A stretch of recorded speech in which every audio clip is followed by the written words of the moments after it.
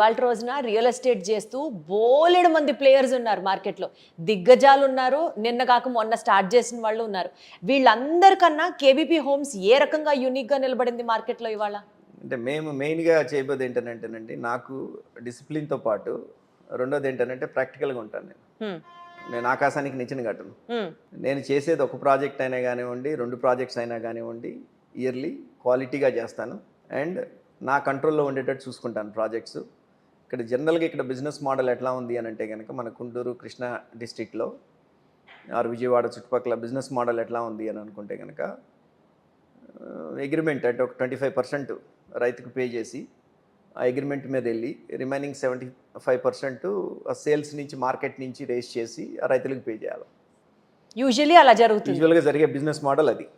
And రెండోది ఏంటి అని అంటే కనుక ఇన్కమ్ ఏంటి, డెవలపర్ ఇన్కమ్ ఏంటి, ఓకే, డెవలపర్కి ఇన్కమ్ ఎక్కడి నుంచి వస్తుంది?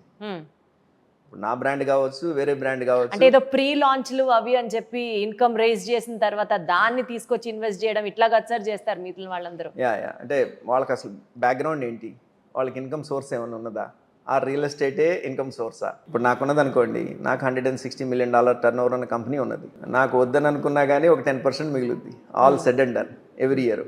అంటే నా సోర్స్ ఆఫ్ ఇన్కమ్ అది.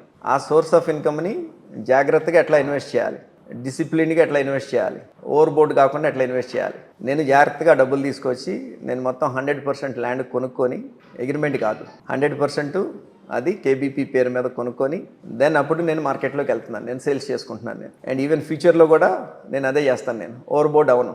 నా ప్రిన్సిపల్ అది. ఇప్పుడు 2 ప్రాజెక్ట్స్ నేను ఎత్తుకున్నాను, 2 ప్రాజెక్ట్స్ కూడా కంప్లీట్ ల్యాండ్ అక్విజిషన్ నేను చేశాను నేను.